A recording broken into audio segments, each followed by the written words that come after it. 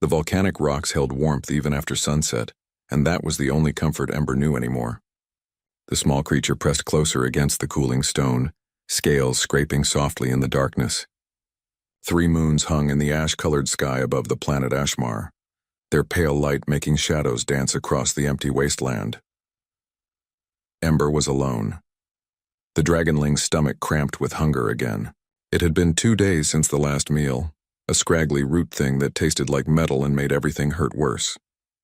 But food was not the biggest problem. The Drazen species needed something else to survive, something Ember did not have anymore. Connection, bond, family. Without it, young Drazen faded away like smoke. Ember could feel it happening, a coldness spreading from the inside that had nothing to do with temperature. The small body was shutting down bit by bit, preparing for an end that seemed inevitable now. Memories flickered through Ember's tired mind. There had been others once. A clutch of 6 siblings all hatched together under the red sun. Their parent guardians had been strong and wise, teaching them to hunt, to fly, to survive. The nest had been warm, full of soft chirping sounds and the constant hum of love that kept young Drazen alive and growing. Then the war came. Ember did not understand war. The concept made no sense to a mind that valued connection above all else. But 2 alien factions had wanted Ashmar for themselves, wanted its minerals and its position in space. They fought across the volcanic plains with weapons that screamed and burned. The Drazen nest had been caught between them, just another obstacle to be removed.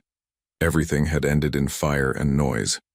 Ember had hidden in a crack between rocks, too scared to move, while the world exploded around them. When silence finally returned, there was nothing left. No siblings, no parents, just ash and emptiness that had been 90 days ago. 3 full lunar cycles of hiding, scrounging, surviving alone in ways that went against every instinct. Drazen were not meant to be solitary. Their bodies required the emotional resonance of family like humans needed air. Without it, they simply stopped existing. Ember knew this, felt it in every struggling heartbeat.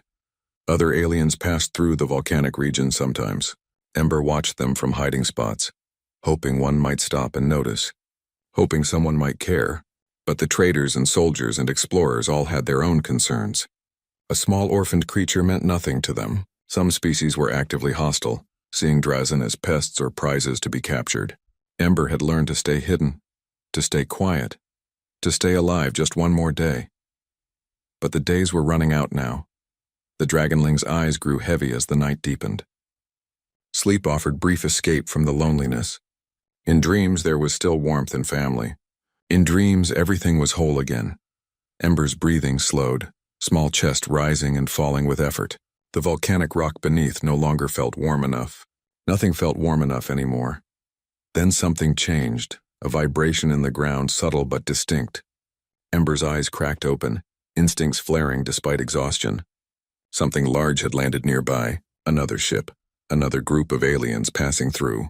The dragonling should hide, should stay invisible like always. But hiding had not saved anyone before. And Ember was so tired of being alone.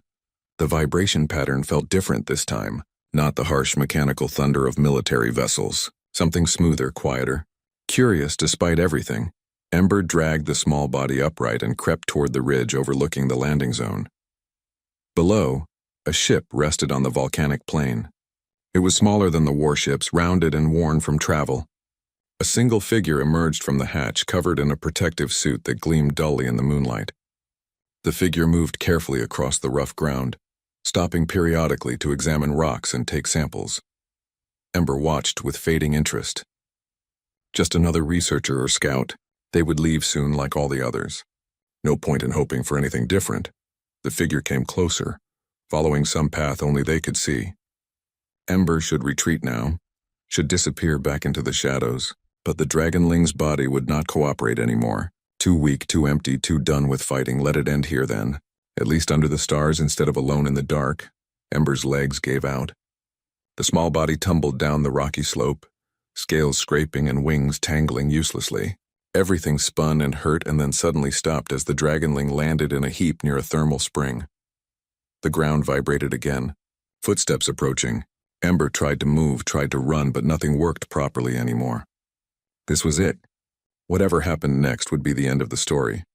Through blurring vision, Ember saw the figure kneel down nearby.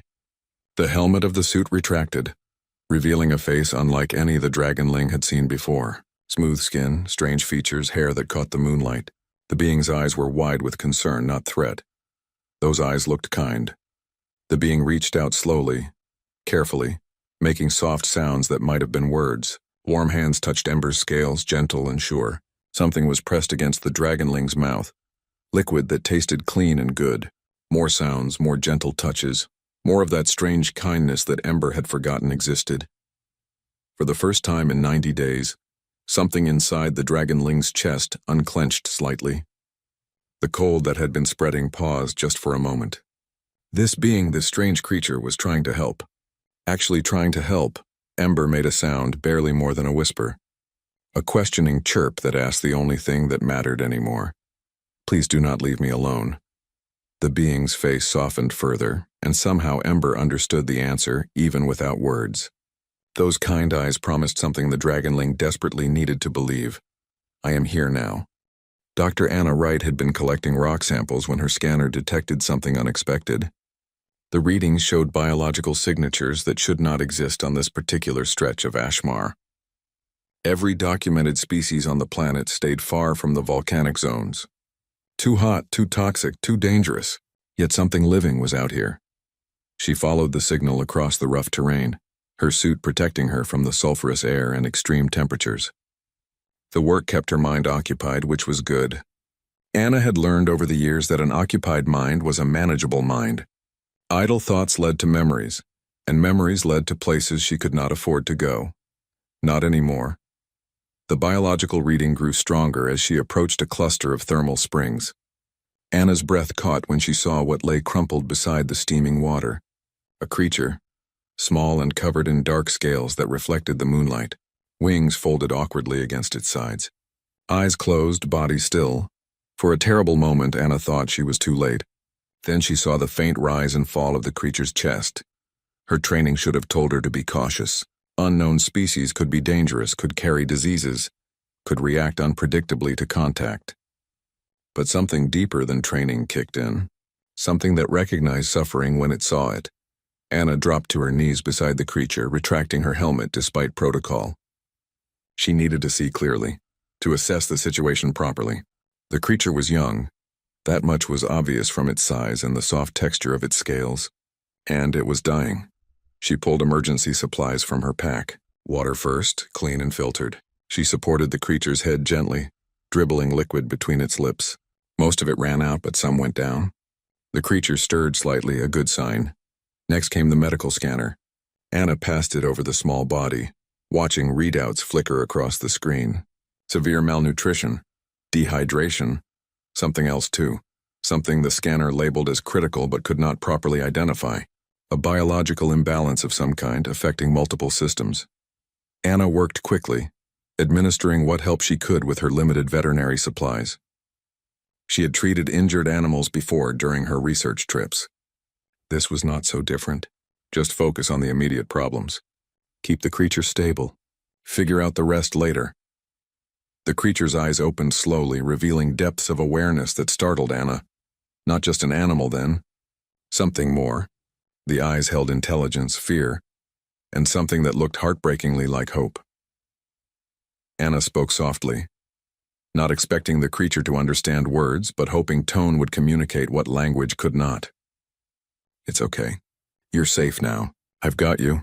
She gathered the small body into her arms, careful of the wings and tail. The creature was lighter than expected, too light for its size. Another sign of how close to the edge it had come. It made a sound, soft and questioning, that hit Anna somewhere deep in her chest, that sound. That tiny, vulnerable sound, she knew that sound. Had heard it before in another voice, another time, another world. The sound of a child asking to be held, to be comforted, to not be alone. Anna's arms tightened reflexively around the creature. I've got you, she repeated, voice rough. I promise. The walk back to her ship was careful and slow. Anna kept up a steady stream of words, talking about nothing and everything. The weather on Ashmar, the stars overhead, the funny noise her ship's engine made sometimes. Anything to fill the silence, to let the creature know it was not alone anymore. Inside the ship, she set up a makeshift bed in the cargo hold. Thermal blankets, padding from supply crates, a heating element set to low.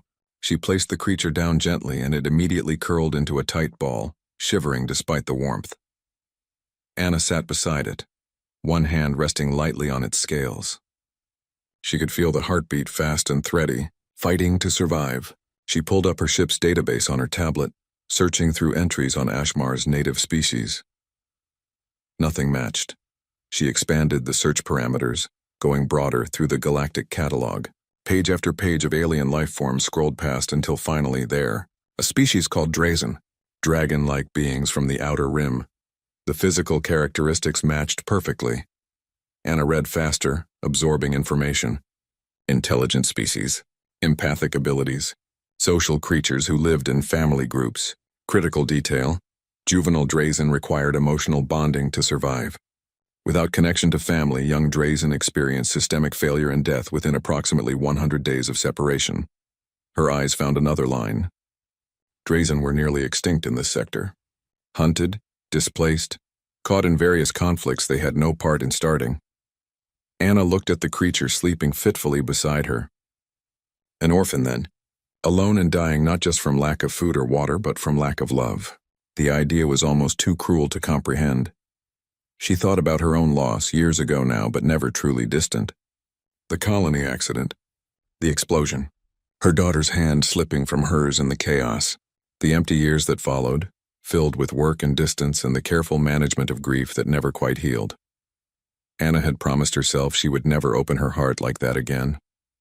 It hurt too much when things went wrong. Safer to stay detached, professional, alone.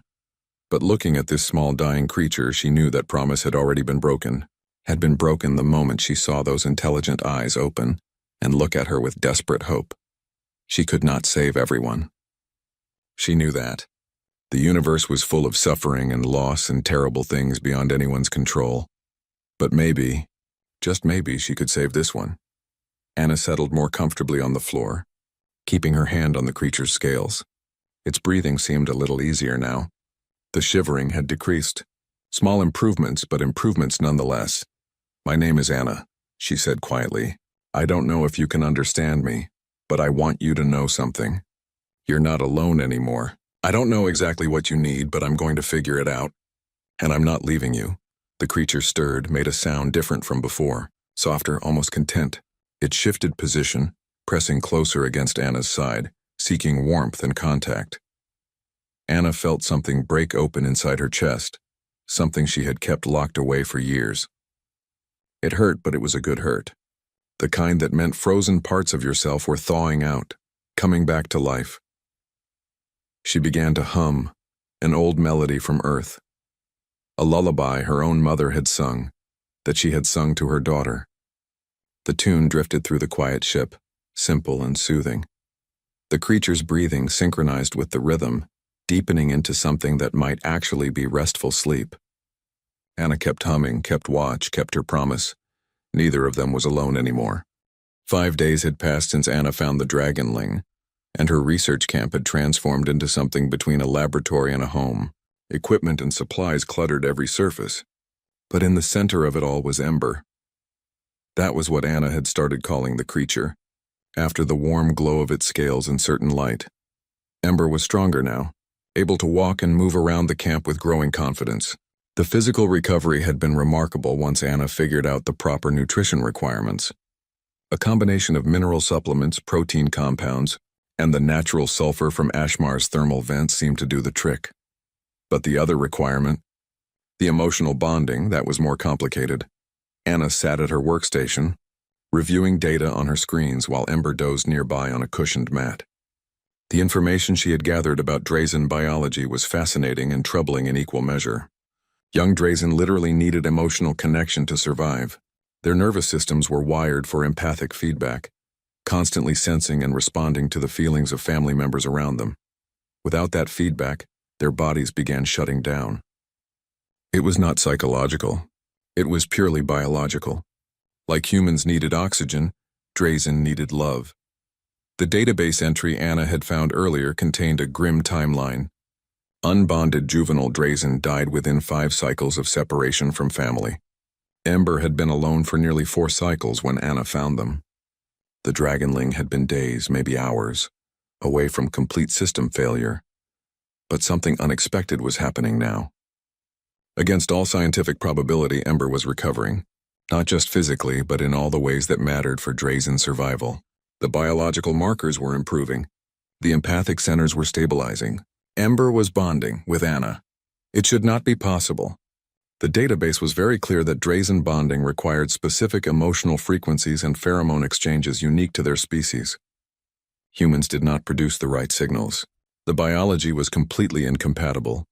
Yet here was Ember, thriving in ways that contradicted every piece of data Anna could find.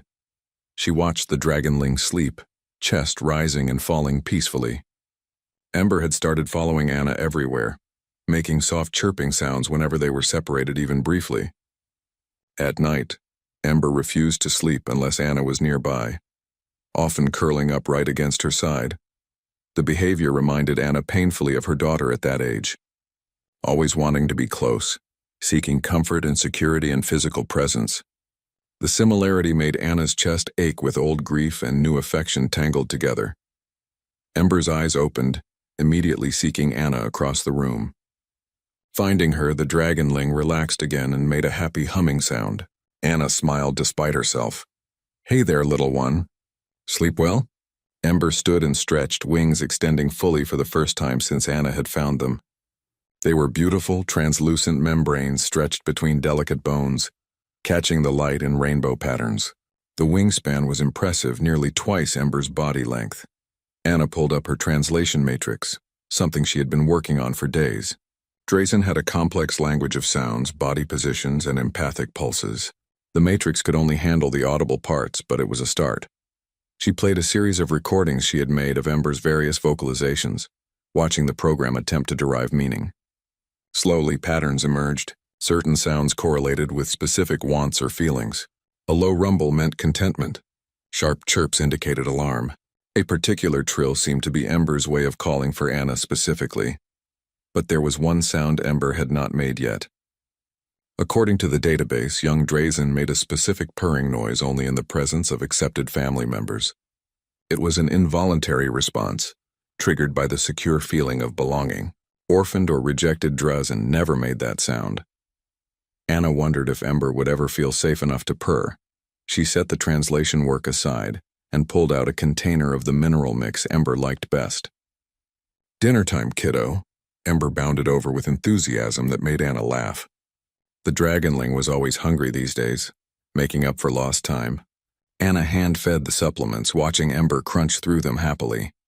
Those eyes, so intelligent and expressive, never left Anna's face. After eating, Ember did something new. The Dragonling reached out with one clawed foot and gently touched Anna's hand, then made a questioning sound. Anna understood somehow, the way parents understand their children without needing words. Ember wanted to know about Anna, wanted to understand this strange being who had become their whole world. So Anna told stories. About Earth, a planet covered in water and green growing things. About humans and their strange customs. About the work Anna did, traveling between worlds to study and catalog life. She talked about her past too, carefully at first, then with more honesty than she had managed in years. She told Ember about loss, about her daughter, about the accident that had taken everything and left Anna hollow and drifting, about the years spent running from pain by throwing herself into work that kept her far from attachments. Ember listened with complete attention, making soft sounds that felt like comfort. When Anna's voice broke, Ember pressed closer, offering physical warmth and presence. The Dragonling seemed to understand grief, having experienced its own. They sat together as the sun set outside, two orphaned souls finding unexpected solace in each other. Later, as Anna prepared for sleep, she checked Ember's biological readings one more time. Everything was improving steadily. The bonding requirement was being met somehow, against all logic and scientific understanding. Anna wondered what Drazen experts would make of this. Would they believe a human could bond with a juvenile Drazen? Would they try to take Ember away, insisting on care from their own species? The thought made Anna's protective instincts flare. She looked at Ember, already curled up on the mat beside her sleeping bag, waiting for Anna to lie down so they could be close. Whatever happened, Anna would not let anyone separate them. Not now, not after they had found each other in the darkness and started healing together. She settled onto her sleeping bag and Ember immediately snuggled against her side, scales warm and smooth. Anna wrapped one arm around the dragonling, holding gently. "Good night, Ember," she whispered. "Sweet dreams," and then she heard it. Soft at first, then growing stronger. A rumbling purr that vibrated through Ember's whole body. The sound of a Drazen who felt completely safe and loved. The sound that orphaned dragonlings were not supposed to make. But Ember was not orphaned anymore. And neither was Anna. She held Ember closer, tears sliding down her face in the darkness. They were happy tears this time. Tears of relief and joy and the terrifying vulnerability that comes with letting yourself love again. The database had been wrong about human Drazen bonding being impossible. It was not impossible at all. It had just never been tried by someone brave enough to open their heart completely, without reservation or fear. Someone who understood that love was not limited by biology or species or any of the boundaries the galaxy tried to impose. Anna closed her eyes, feeling Ember's purr against her chest like a second heartbeat. Tomorrow would bring its own challenges, but tonight they were together and safe and loved. That was enough. The message arrived on Anna's terminal 17 days after she found Ember, and it changed everything. Anna had been teaching Ember to glide, using the camp's open area for practice. The dragonling was a fast learner, already managing short flights between the equipment containers. Each successful glide earned excited chirps and a demand for Anna's approval, which she gave freely with praise and laughter. Then her communication system chimed with an incoming priority message. Anna's stomach tightened. Priority messages were never good news. She opened it and read quickly, her expression growing more concerned with each line. The Galactic Survey Network had received her automatic research logs. Her discovery of a living Drazen on Ashmar had triggered multiple alert systems. Drazen were a protected species, their declining numbers a matter of official concern across several governing bodies. Now everyone knew Ember existed. And everyone wanted a say in what happened next. The message was from something called the Preservation Council. They were sending a diplomatic team to Ashmar immediately to assess the situation and take custody of the Drazen juvenile for transfer to a proper sanctuary facility. Anna read the message 3 times, anger building with each pass. Take custody. As if Ember was property, not a person. As if Anna had not spent weeks caring for the dragonling, keeping Ember alive when no one else had even noticed they were dying. Ember sensed Anna's distress and hurried over, making worried, questioning sounds. Anna forced herself to smile and stroke the dragonling's head gently. "It's okay, little one. Just some complications." But it was not okay, and Ember knew it. The dragonling pressed close, offering comfort the same way Anna had offered it weeks ago. The role reversal made Anna's heart clench. She had 3 days before the diplomatic team arrived. 3 days to figure out what to do. Anna spent those days gathering evidence. She documented everything about Ember's recovery, the biological improvements, the successful bonding that should have been impossible. She recorded videos of Ember's personality, intelligence, and growing abilities. She compiled research showing that separation from an established bond could be as damaging as the original loss. When the diplomatic ship landed on Ashmar, Anna was ready. The team consisted of 4 aliens from different species, all wearing official insignia. Their leader was a tall being named Council Member Reed, covered in crystalline formations that caught the light. Reed's expression was professionally neutral as they examined Anna's camp. "Dr. Wright, we appreciate your care for the Drazen juvenile. However, this matter now requires official intervention. We need to transport the creature to a facility equipped for proper Drazen care." Anna stood her ground. "Ember is not a creature, and proper care is exactly what I've been providing." Reed's crystalline features shifted, the equivalent of raised eyebrows. "Ember, you've named it?" "Them," Anna corrected firmly. "Ember uses them. And yes, I named them because they're my family." One of the other diplomats made a derisive sound. "Humans and their tendency to anthropomorphize.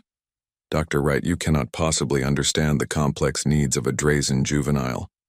They require specialized care from experts." Anna pulled up her documentation on a portable screen. "I have data showing Ember's complete recovery. Biological markers, psychological assessments, developmental progress. Every measurement shows a healthy, thriving individual. Reed examined the data carefully. Their expression shifted to surprise.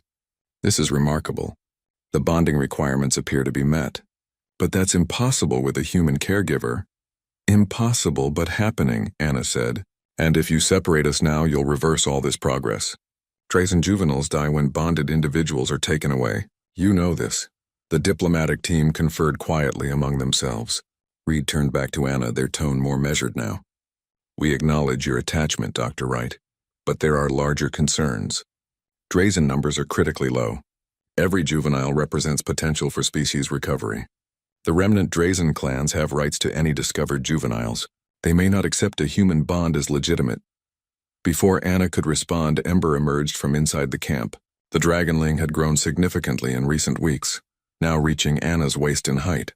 Ember took one look at the strangers and moved immediately to Anna's side, wings half spread in a protective posture. The team stepped back instinctively. Even young Drazen could be formidable when threatened. Anna placed a calming hand on Ember's scales. It's okay. They're just here to talk. Ember relaxed slightly but stayed close, watching the strangers with intelligent, wary eyes. The message was clear. Ember had chosen their family, and that family was Anna. Reed observed the interaction with obvious fascination. The bond appears genuine, but Dr. Wright, you must understand the political complexity. The remnant clans will want proof that you can provide appropriate care. There will be challenges, possibly legal action. Are you prepared for that?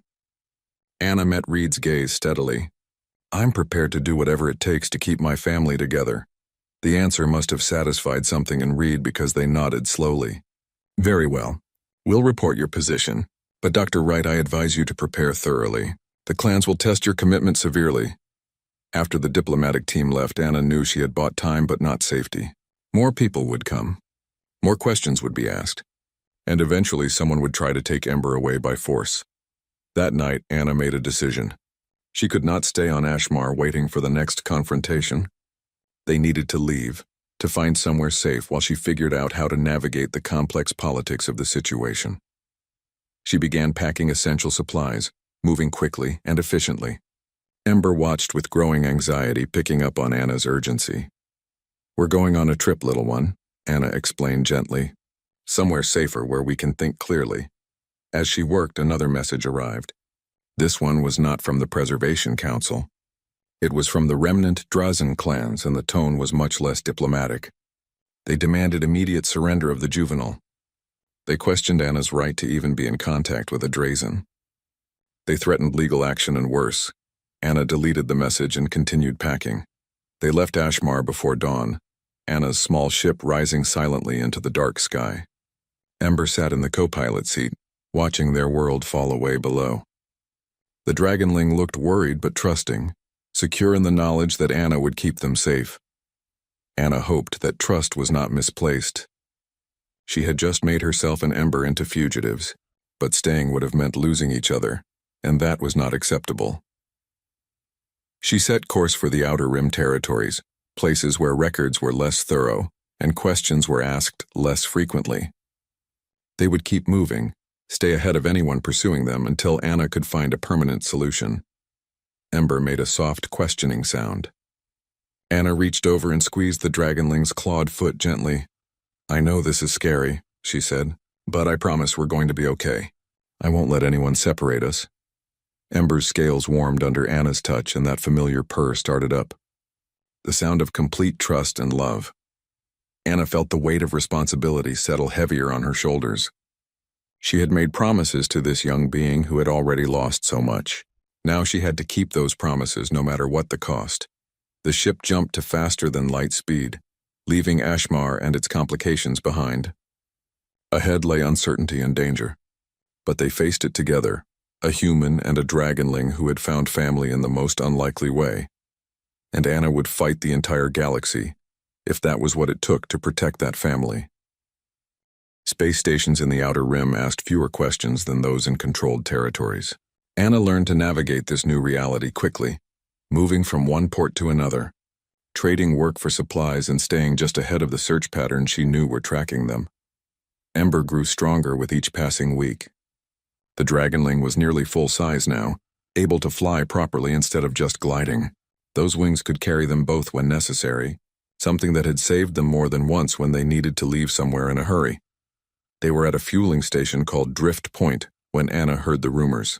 People were looking for a human and a Drazen, good money being offered for information. The Preservation Council wanted them found. The remnant clans wanted them found. Even bounty hunters were taking interest. Anna finished the fuel transaction quickly and headed back to her ship. Ember was waiting in the cargo bay, practicing precise flame control by melting patterns into scrap metal. The Dragonling had developed remarkable abilities, far beyond what the databases said was normal for their age. "Time to move again," Anna said quietly. Ember's head lifted, flames dying instantly. Those intelligent eyes understood without explanation.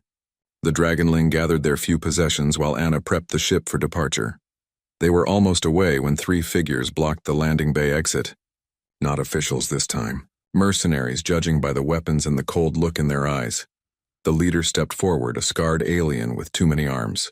"Dr. Wright, we've been hired to bring in the Drazen. Make this easy and no one gets hurt." Anna positioned herself between the mercenaries and Ember. "We're not going with you." The leader laughed. "You don't have a choice.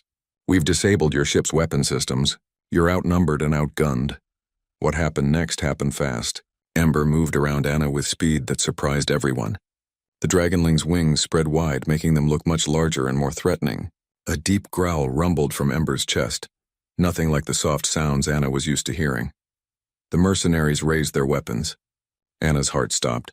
Then Ember released a controlled burst of flame that melted the weapons without touching their owners. The mercenaries stumbled back, shocked and terrified. Ember advanced, still growling, making it clear what would happen if they did not leave. They ran. Anna stood frozen, processing what she had just witnessed. Ember had defended them, had used force to protect their family. But the Dragonling had been careful, controlled, choosing to scare rather than harm. Ember turned back to Anna, all the aggression vanishing instantly. The Dragonling made a worried sound, checking to make sure Anna was unharmed. Anna pulled Ember into a tight hug, wings and all. "You were amazing. Terrifying, but amazing." They got off Drift Point fast, but word spread faster. The human and her Dragonling had stood up to armed mercenaries and won.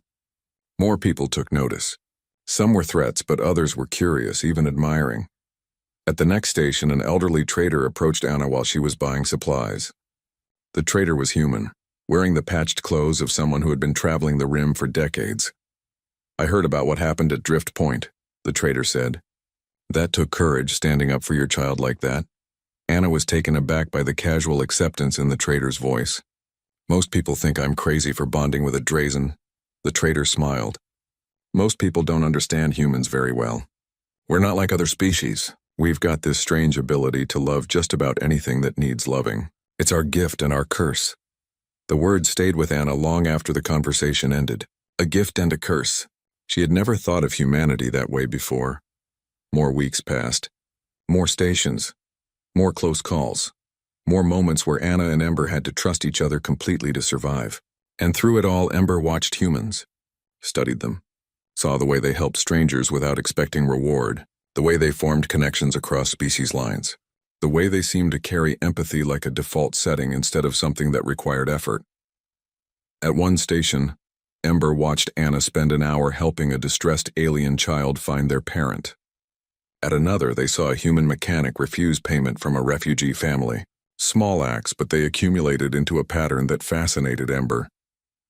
One night, camped on the surface of a small moon while their ship underwent repairs, Ember tried to articulate what they had observed. The translation matrix had improved, and now they could have simple conversations. "Humans different," Ember said carefully, still learning the language. "Other species, they help own kind. Humans help everyone." Anna considered that while watching stars wheel overhead. "I guess we do. It gets us in trouble sometimes. People think we're naive or foolish." "Not foolish," Ember insisted. "Special. You saw me dying and helped even though I was not human. Not asking for anything back. Just helping because helping was right. Anyone would have done the same." "No." Ember's voice was firm. "I watched others pass. Many others. They saw me but did not stop. Only you stopped. Only humans stop. Anna felt tears building but blinked them back. You deserved help, Ember. You deserve to be loved. All beings deserve love, Ember said softly. But only humans seem to know this in their hearts. Before Anna could respond, their ship's proximity alarm sounded. Something large was approaching. Anna scrambled to her feet, ready to run once again.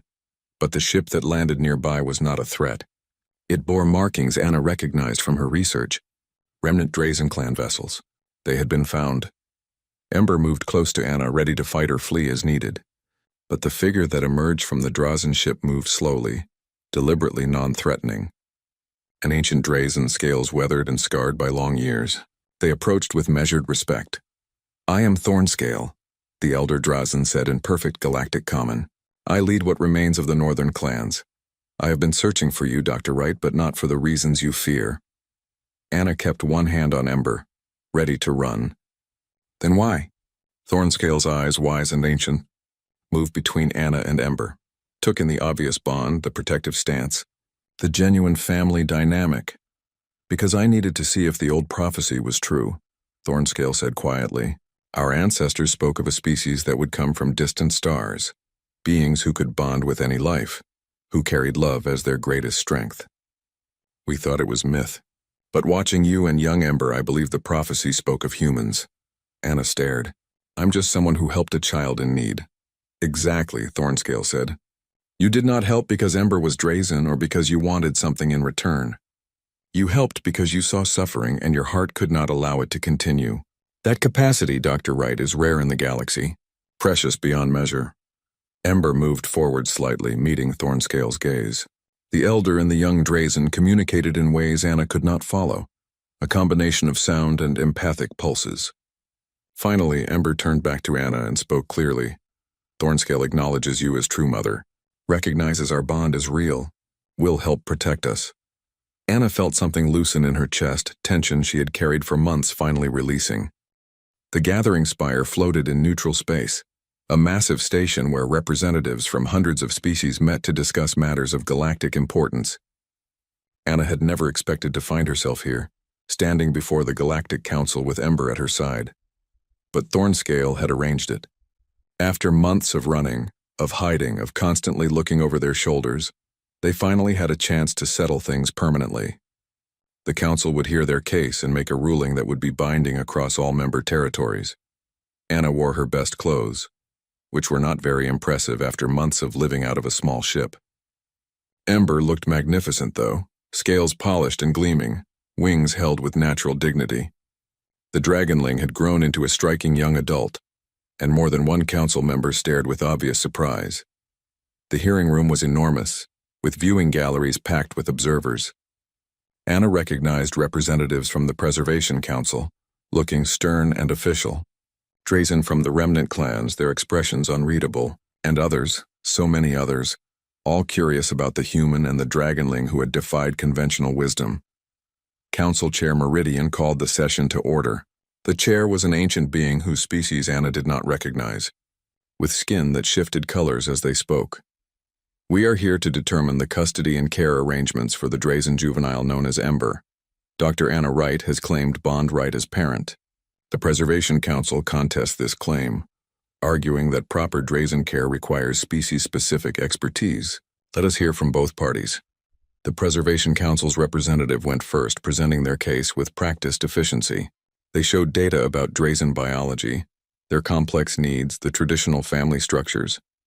They argued that while Anna's care had been adequate, Ember deserved to be raised among their own kind, to learn their culture and heritage properly. It all sounded very reasonable. Anna felt her confidence wavering. Then it was her turn. She stood, aware of thousands of eyes watching. Ember pressed close, offering silent support. Anna spoke from the heart. She told them about finding Ember dying on Ashmar, about the weeks of careful nursing and the gradual bond that had formed. She showed her documentation, all the evidence of Ember's remarkable recovery and development. She explained the biological impossibility of human Drazen bonding and how it had happened anyway. I'm not Drazen, Anna said clearly. I can't teach Ember everything about their heritage and culture, but I can love them completely and without reservation. I can protect them, support them, guide them as they grow.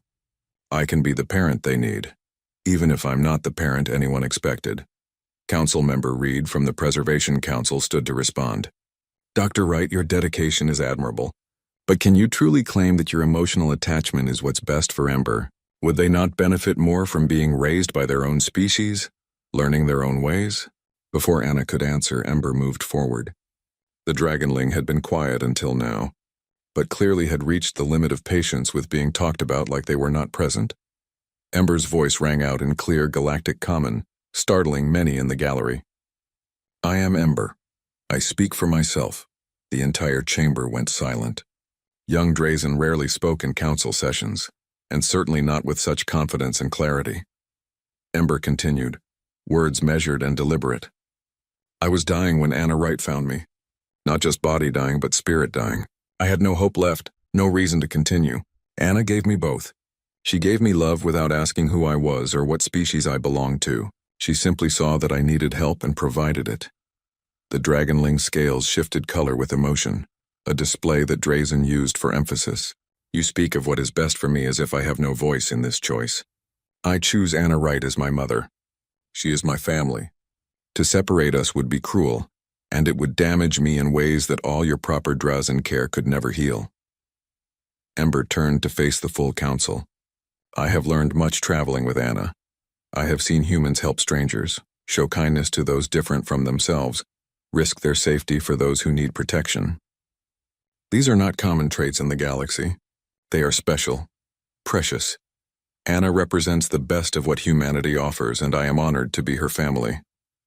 The silence that followed Ember's speech was profound. Anna saw several council members clearly moved by the words. Even Reed looked thoughtful instead of combative. Then Thornscale stood, ancient and commanding. I speak for the remnant Drazen clans. We have observed Anna Wright and Ember for many weeks. We have seen the genuine bond between them, the care and love that flows both ways. By our oldest laws, family is defined by bond, not by blood.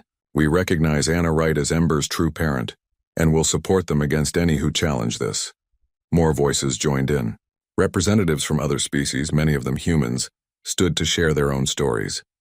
Tales of cross-species adoptions, of families built through choice rather than biology, of love transcending the boundaries that separated peoples.